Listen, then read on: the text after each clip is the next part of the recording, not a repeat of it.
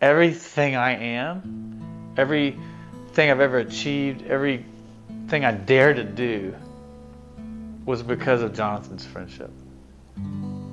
They grew up together, Winston and Jonathan. After high school, they worked together at a Christian dude ranch in Colorado, Wind River.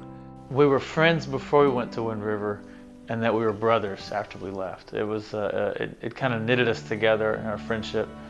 We inspired each other, and we dared each other to dream a little bigger and think a little bigger. And he was easily the most influential person in my life.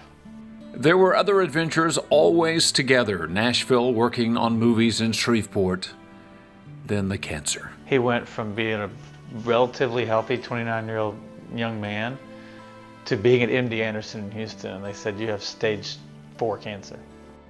When Jonathan knew the end was near, he gave his beloved saddle to Winston. In some way, I wanted to express how much, not just his saddle, but his friendship meant to me. So just on a whim, I said, if I get that saddle, I said, I'm going to put it on a good horse and ride it all the way to Wind River. On March 13th, 2013, Jonathan's birthday, on the back of a tough Mustang called Durango Barbed Wire, the 1,000-mile journey begins.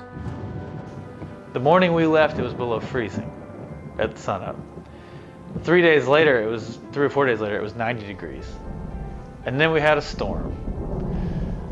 And then we had wind. The wind, there were days where you'd have 40, 45 mile an hour winds all day. And you don't realize how mentally defeating that is.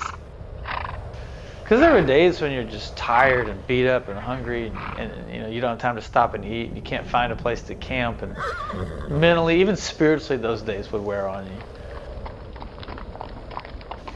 You can't set out to do something like we did without faith.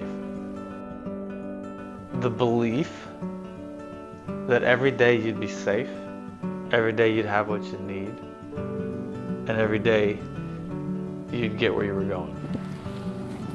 And it happened every day. Just at our darkest moments, when we weren't sure what was going to happen, we would meet these people that say, I'll help you. Yeah, I can help you. I have what you need. The most amazing part of our journey was the kindness we encountered. Now, they would stop and ask our story, and we'd share our story. And we found that it touched people. And our world is just so chaotic, and so full of bad news. I think what we were doing was it just spoke to people. We can't impress enough the kindness and the gestures of kindness that we just encountered all along the way. It never ended. It reaffirmed some things that I had believed that I had forgotten about America.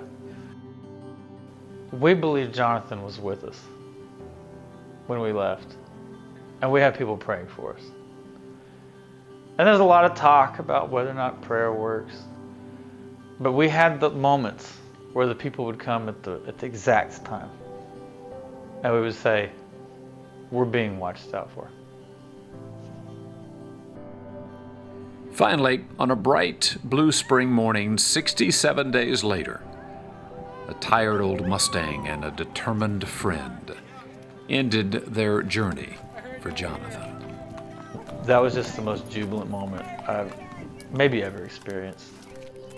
We rode up to the barn at Wind River where Jonathan and I had worked together, and tied Durango barbed wire up and took Jonathan's saddle off and put it on the hitching rail, and just kind of basked in the moment.